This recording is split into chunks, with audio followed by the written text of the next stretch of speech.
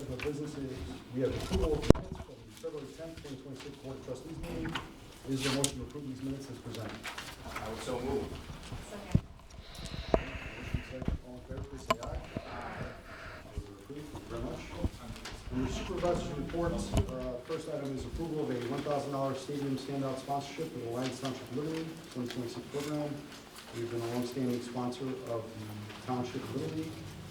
Is there a motion to approve this item? I'll make that motion to approve it. Trustee Anderson, is there a second? Trustee Kelsey, thank you very much. Clerk, please call the roll. Trustee Anderson. Aye. Trustee Amelski. Aye. Trustee Mears. Aye. Trustee Cruz. Aye. Supervisor Getty. Yes. That is approved, thank you very much. Next is item 5B. This is approval of a $1,500 top dog sponsorship for the Grange 2026 Pet Parade. It's going to be held on May 30th of this year. We are a sponsor, we participate on an annual basis. This is going on, I think, for somewhere in the neighborhood of 80 years. Is there a motion to approve? I would move to approve. Trustee Mosky, is there a second? I'll second. Trustee Cruz, thank you very much. Motion second. Clerk, please call the roll. Trustee Amelski. Aye. Trustee Cruz. Aye. Trustee Anderson. Aye. Trustee Mears. Aye. Supervisor Getty. Yes, that is approved. Thank you very much. Next, we have 5C. This is consideration discussion of proposed budgets of the township offices, departments for fiscal year 2026, 2027, and scheduling of the public hearing, publication, and posting. The public hearing that we are proposing is May 12th, 2026. All of the members of the board received a copy of the proposed budget. There is going to be 2 edits that I'm proposing to this budget. Item number 1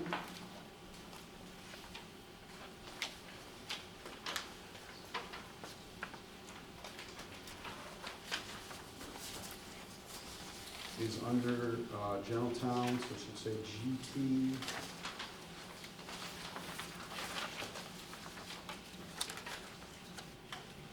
On page 4 of 5, draw your attention to gas and oil underneath this senior transportation is item 61-860. It was $24,000, increasing that to $30,000. That would be a $6,000 increase, and then that would trigger a change to GT item 1 of 5. The general fund balance reserve, increasing that by $6,000. That's item number 1, and then item number 2.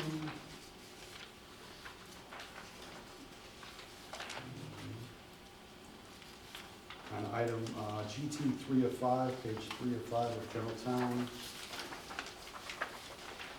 just adding under line item 30-700, community programs and projects, adding /providers, so that money would be eligible for community programs, community projects, as well as community providers. For clarification, Mr. Supervisor, so the proposed amendment would just strike projects and replace with provider for that line item? It would just add providers. So projects, with community programs / projects, and Yes. This is all based off of the board's discussion at its previous meeting. And at this time, we'll ask for a motion to display and hang the budget and set the hearing date, public hearing date for May 12th, 2026 at 6 o'clock p.m. So moved. Okay, we have a motion, Trustee Mears, seconded by Trustee Melski.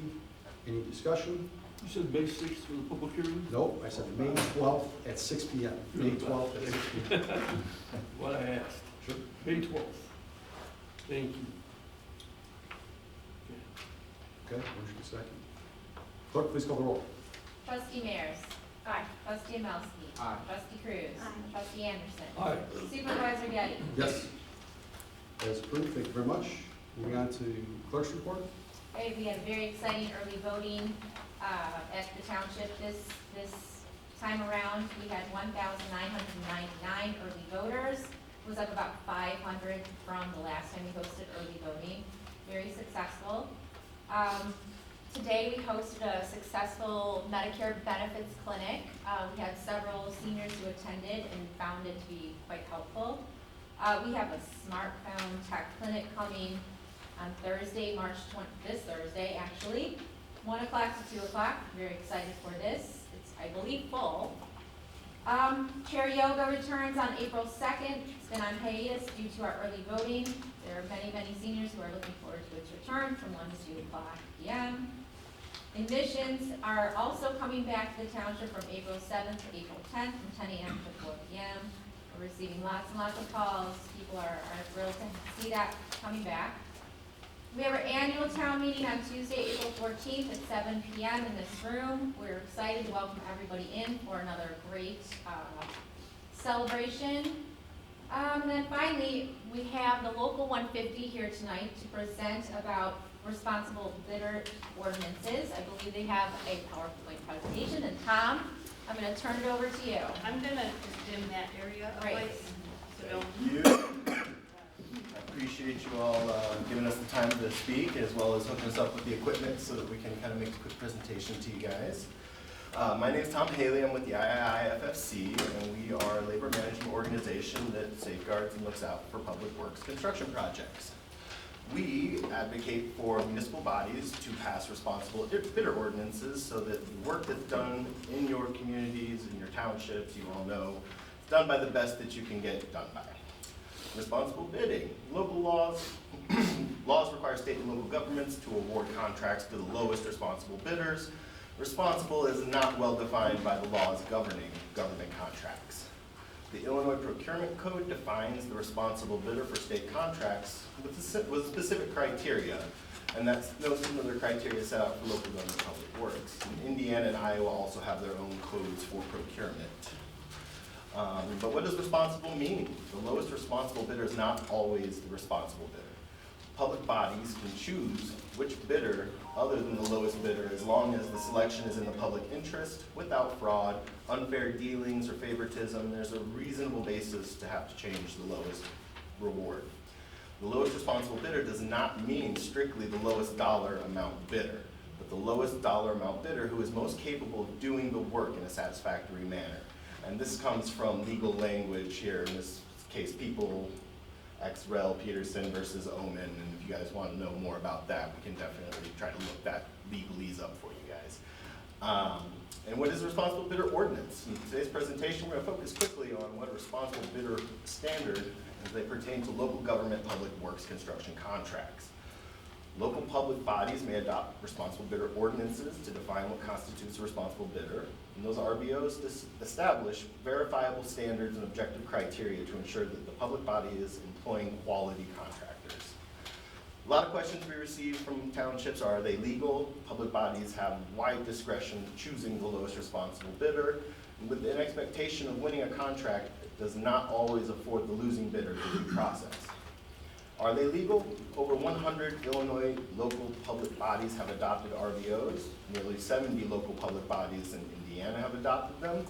And I have sent Clerk Hoffenberg the RBO copy from Schaumburg Township, which outlines their specific dollar amount for what they establish as a public work contract covered by the responsible bidder ordinance, as well as what we consider one of the more important aspects is the 5-for-5 language, which we'll talk about a little bit later. Our model RBO, which I have also sent to the clerk, is proof that the bidder license, it shows that the bidder is proven to do business in the state of Illinois, as well as the Department of Revenue and Unemployment Insurance. They have disclosed all of their federal, state, and local tax liens or delinquencies in the last 5 years, proof of workers' compensation insurance, and statements of compliance with the Illinois Prevailing Wage Act. A lot of these things you're going to realize are just standard, normal documents that any person any company trying to do work with your township is going to provide. This just sets it out that you guys make sure that they don't miss one or everything that they're about to submit to you guys is up to date. including copies of substance abuse prevention programs, statements that individuals who perform the work on the project will be properly classified as either an employee or an independent contractor, proof of any professional or trade license required by law, disclosures of any suspensions or revocations of said licenses held by the company or the managers or directors within the last 5 years. This is the big one. The evidence of participation in an apprentice program and training program is approved by and registered with the U.S. Department of Labor, all crafts to be performed on the project. That means the general contractor as well as the subcontractor belong to an apprentice program that shows that they graduate at least 5 apprentices every year for the last 5 years. And that just goes to show that they're actually a program that's putting out and training workers as to some group that you can just pay money to get a license written out. Name of experience of project managers and superintendents to be assigned to the projects. Proof that all the workers expected to work on the project have completed OSHA trainings. There's evidence of surety coverage by the U.S. Department of Treasury. List of projects of similar size and scope of work that the bidder has performed in the last 3 years. Because, you know, it's important that the people coming in to do your job have a history of doing the job you're asking them to do. Bidders must also provide additional info and verification documents upon request of you guys. So if you guys have a document you want to see that you don't have in there, you can ask them for it. Incomplete submissions, the bidder must comply with all the submission requirements no later than the time of the public bid submission. Submissions deemed inadequate, incomplete, or untimely may result in the rejection of the bid. And municipalities that pass these ordinances use them. Like, they don't just put them into the power toolbox that they have and don't use it, they actually use it. The public body reserves the right to utilize all information provided by the contractor or subcontractors and any information obtained through its own independent verification process. The public body will always have the sole authority to determine whether the bidder is responsive and responsible. Bidder ordinance does not take that away from the municipal body. Prime bidder must disclose all subcontractors and independent contractors prior to commencing work. The subcontractors must meet the same requirements as the prime contractor bidding. Subcontractors are going to submit their own documents to the prime, and the prime is going to forward that to the public body. Payments can be withheld from the subcontractor who fails to maintain responsible status. Failure of the subcontractor to submit required documents does not disqualify the successful prime bidder. However, the public body may require the prime contractor to remove a subcontractor from the job and replace it with a responsible subcontractor. There are other provisions that go into a responsible bidder ordinance other than just the tedious paperwork. There's the public record, all info submitted by the bidder. Pursuant to the RBO includes the certified payrolls, and they are all subject to the Illinois FOIA Act. If there are any conflicting ordinances, if any of the ordinances or provisions conflict with the RBO prevails. And if one of the RBOs is repealed in the future, the remaining provisions will remain in full effect. Another final thing that we get often is, do RBOs increase costs? The Illinois Economic Policy Institute, a think tank that does, excuse me, my knees hurt. Thanks. The Illinois Economic Policy Institute is a think tank that does investigative work on public works construction projects, and they have shown that responsible bidder ordinances are protection plans for the taxpayers. They provide the highest value at the lowest cost, and there's no evidence that RBO provisions raise construction costs. There are rigorous studies that show that RBOs have no discernible statistical impact on construction costs, and cost overruns caused by non-responsive contractors are common, well publicized, and can be devastating to public budgets. Do RBOs decrease competition? They actually is the opposite. They show increased bid competition by an average of 8% in Illinois and Indiana, and that doesn't limit bidders to in-state contractors, but it does make sure that out-of-state or out-of-area contractors excuse me, all follow the same procedures that you would require a local contractor to file. And finally, why the apprentice and training matter. It's an earn while you learn opportunity for middle-class income, health insurance, and retirement. You're actually out there doing the work with people who know how to do the work, and you're learning and earning while you're out there training. Graduation requirements show active programs. They have high training standards, high wage outcomes comparable to higher ed graduates. And this is not a union, non-union issue. USDOL approves joint labor management programs, employer-sponsored programs, as well as programs sponsored by organizations such as contractors associations and community colleges. If you have any other questions regarding RBOs, please don't hesitate to reach out to any of the regional managers that are listed on the screen, or my contact information is readily available to a number of members on the board, so you can always get a hold of me if you need something. Thank you, Tom. I don't know if the board has any questions. I know that we are working hard for employing best practices here at the township and good governance, so, but it's obviously up to you if you have questions or whatever. I have a question. The ordinance is ours, we sign it. You've provided a model. Yes. We run it by our attorneys, it becomes our ordinance. If we are having trouble, because like, let's say our lowest bidder was non-compliant, and then so we take the second bidder, and then we're having trouble with that entity, is there a partnership with IIFC to help, like, hold responsible bidders accountable to help us? Like, if we're having an issue getting a contract, or does this form any kind of partnership, or you guys are just here, you give us the stuff, and then you run? So yes, we run all the way just down the street, so far away. No, honestly, there's not a lot of like enforcement that we as an outside body can do. We advocate for what we feel are the best policies and practices a municipality can have. And when it comes to the actual day-to-day enforcement of your guys' procurement policies and code, that falls onto the municipal body.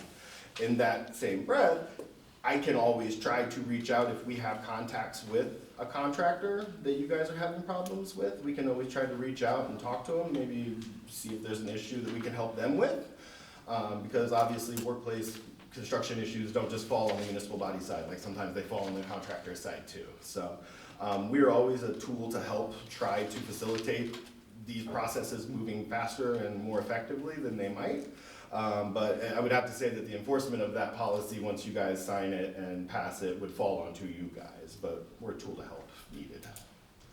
Also, I might add, having this criteria spelled out in the ordinance so clearly really covers you or covers the municipality for so many things. So also the actual contract, like that language would be in the actual contract that you make with the bidder when you award it. So the contractor that actually gets the job, they are legally bound to you under whatever terms are spelled out in that legally. We don't offer legal advice, like we wouldn't be able to represent you or the contractor, but all of that stuff like should weed out any, bad stuff. Should you come into something, like that should be spelled out in the actual contract. Which wouldn't even be a different process than what we were doing previous. Right, that part of having it. signs. But I mean, we are always willing to help. We have labor attorneys that specialize in it. I don't know, they couldn't represent you, but we can always, ask questions. We are a free and available resource to any municipality, so. Thank you. Just wanted to bring that out. In short, so the governing and enforcement of the ordinance is done by the individual municipality. Yes. Actually, by way of contract, probably, right? Yeah, the ordinance is really just kind of outlining who you want to bid on your projects. Once you get into the bidding of the projects, then it falls into the contracting of that project. And how many townships in Illinois do you guys represent? Well, there are over 100 in Ordinances. Illinois.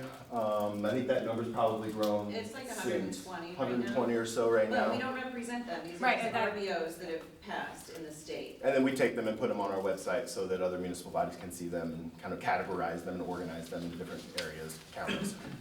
Does that count townships and road districts, Everything, yes. or is that Everything, that's also villages, cities, Yeah. Correct. school districts, 120 districts. RBOs in the state? Again, like I said, I sent the clerk the township from Schaumburg RVO they passed in 2022, which is a very robust and strongly worded RVO for a township, which I think is roughly comparable to you guys. You'll have to forgive me if they're not, I really don't know township dynamics. And your organization is called Indiana, Iowa, Illinois? Indiana, Illinois, Iowa. Okay, and it's called III Foundation what? IIFC, it's the Indiana, Illinois, Iowa Foundation for Fair Contracting. Sure. Our territory stretches from northwest Indiana over to eastern Iowa. Where's your main office at? Right down the street here at Countryside. Thank you. Just wanted to get that for you. Thank you so much for providing. Any other questions from the board? Concerns? Thank you very much. Moving on, the security camera discussion that was raised at the last meeting. I'm here for you guys to discuss or not. Does anybody have any questions about that? I know that we're still seeking out proposals. We have a company that joined us tonight that's located locally. They have a conversation about it, but we're still seeking out proposals for that. If anybody has any questions or like to make a comment, please do so. Is that what this is? No, I don't think so.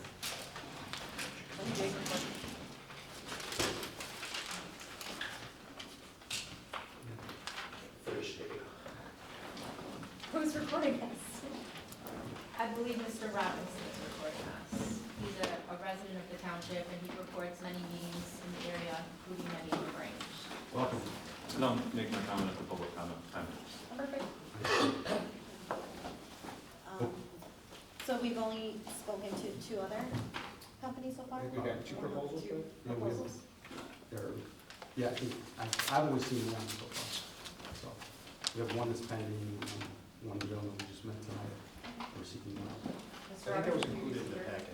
Yeah, it was, Mr. I Griffin thought I said saw he's- trustee Mowski shared it with. Yeah, I did Yes. share. Oh, is there, Yes. did he actually give a proposal? He did. Oh, I'm sorry, I take. Yeah, that was take included back. in the documents for today, and I did shoot an email out to, so we can review it.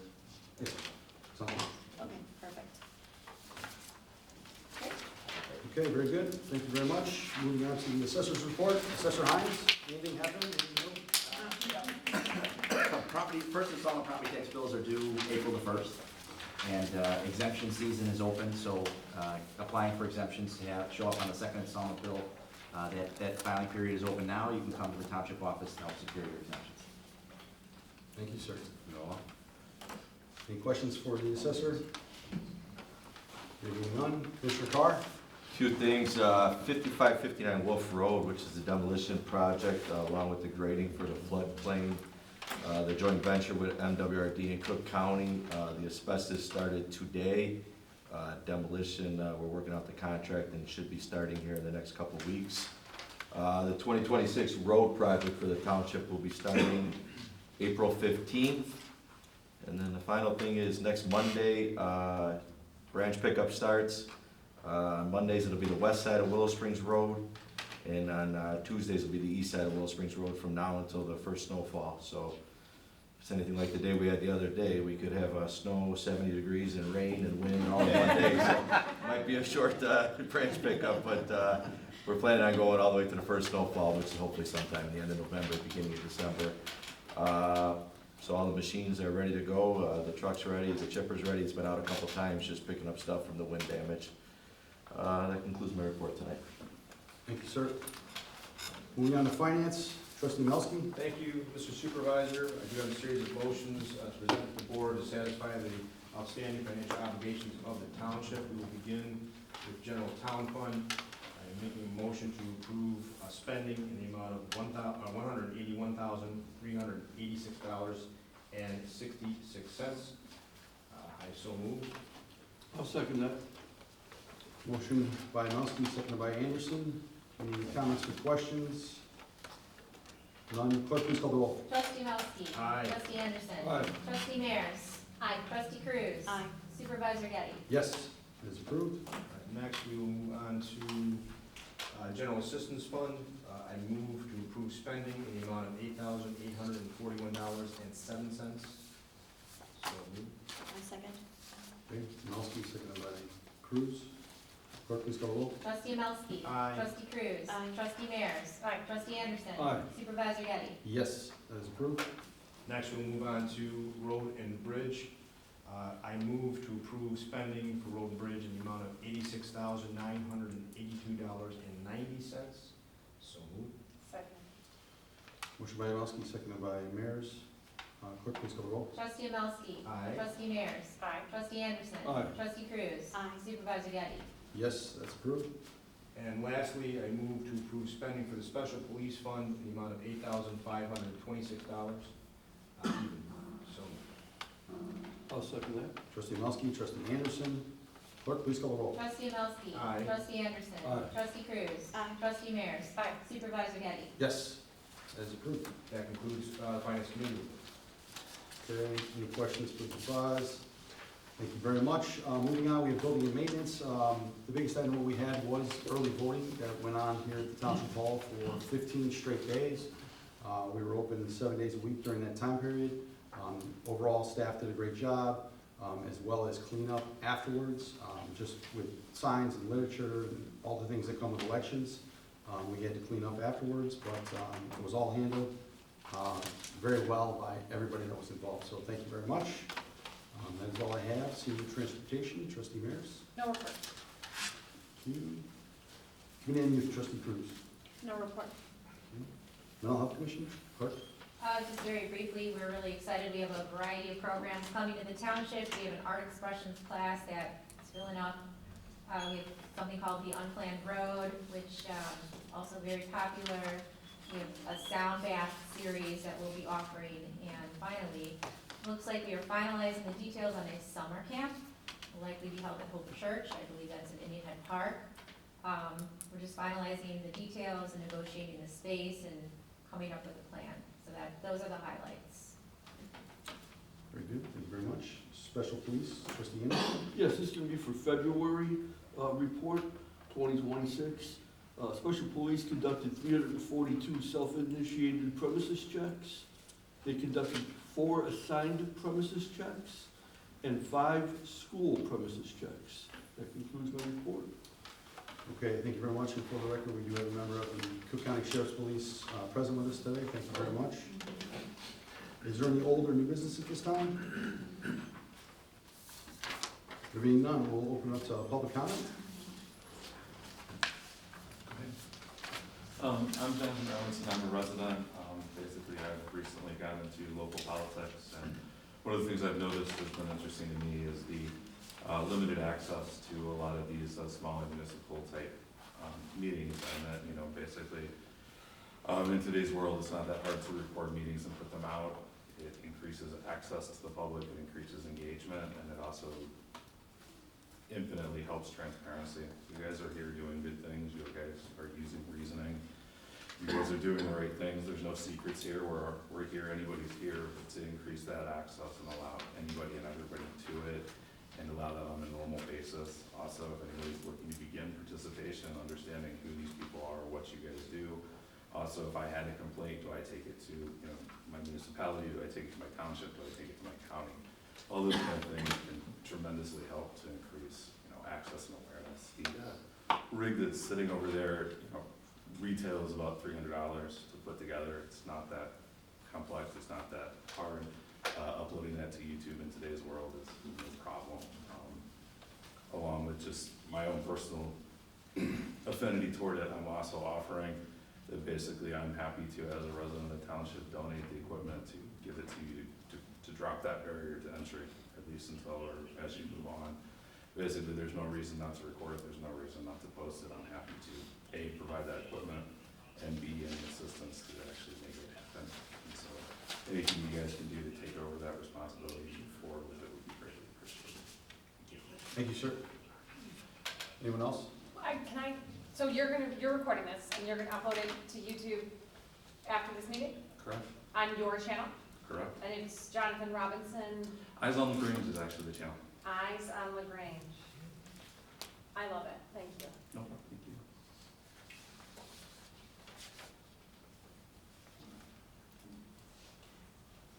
Yes, sir. Good evening, everybody. Thanks for giving me the opportunity. My name is Robert Conrad. Some of you may know who I am, maybe, you know. Many years ago, probably before 2011, the Township of Lyons, Mercy Housing, and the City of Countryside collaborated on this building right here. And I think that's a gem for everybody in the township and the municipalities that feed people in there. They don't, well, they get people to come in there. So, I spoke to a couple of members, I won't call them out here, at the trustee table, and I was here one time when the clerk hosted coffee with the clerk. There was a few residents there, and I mentioned what I'm about to say to them. Now, I'm here tonight as John Q. Public, the citizen, the resident, that's me. I'm not representing anybody, I'm not representing the landlord, nobody. I'm just here because I think this is a great opportunity, because that was a great team effort between the three of us, or the three entities. I don't know if any type of federal funding's available for any of that anymore with all the nuttiness going on in Washington. You know, they're cutting this and cutting that and then feeding everything else, so God only knows what's going on up there. But I'm offering this, that I found a location that's close to this building, and I think would be a great opportunity to do something else like that. Maybe it's not housing, but maybe it's assisted living or physical therapy for seniors. I mean, I'm 70 years old, so I'm hoping there's a spot for me in this building here at some point in time. I'm done with stairs here pretty soon. So I'm just throwing that out to anybody here. I think most of you in this circle, if you will, know how to get a hold of me if you have to. And I'd be happy to give you a little more of the information I have, if you think there's an interest. And again, I've reached out to no municipality at this time, nor the landlord. All I've had is some general discussion with a couple of members of this board. So if there's any interest, as I said, from the township to do another project like that, any way I could help, I'd be more than happy to do it. So thank you for the time, and thank you. Thank you, sir.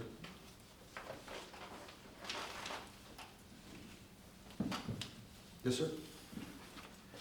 Yeah. Just wanted to remind the board, like I do every time I'm here, that the biggest amount you could donate to any organization, and it should be a 501c3 organization, is $750, and you keep breaking that rule, which is part of the bylaws of Lyons Township. Number 2, Highway Department. Terry, there's a big hole, it's about 7 foot long by 5 inches deep on the southeast corner of 87th and Wolf Road, just by the S-curve there. Maybe have your guys take a look at it, backfill it with some stone, maybe put some asphalt over it, you know, when you got time. Special police, we need more, where are you at? We need more of you guys out in the area from 87th and Wolf Road to 91st and Wolf Road. Monday night, or I should say Monday morning, there was an accident there for property damage. It was at 11400 87th Street, my neighbor across the street. Car was going down 87th Street. It was estimated about 50, 60 miles an hour. Couldn't make the turn, and he slammed into my neighbor's berm, causing about 15 to 20,000 dollars worth of damage. I'm sorry, what street is that? 87th and Wolf Road. Wolf Road, Yeah, but it's 114 west by the S-curve. I don't know if you're familiar with that. So 87 and Wolf, Yeah. that's like the border of Lyons Township, and then there is Poland Park Township, right? No, it's all unincorporated, Cook County. 87th and 91st, Elm to, up to Wolf Road and 91st. Oh, yeah. 3 blocks back there. Yeah. Gotcha. It's all unincorporated, so like 91st, where you come to the Willow Springs project over there, townhomes and stuff like that. But anyway, like I said, it was probably big time, and we need more to patrol the area at different times. I mentioned before that a lot of the people out there don't understand the school laws as far as passing buses and stopping. I've seen it many times where the bus stops at Dory Lane and cars go around it, or pass it on the other side. I'll pass this information to my I mentioned it supervisor. before. Okay, sounds great, thank you. And then, what may I add here?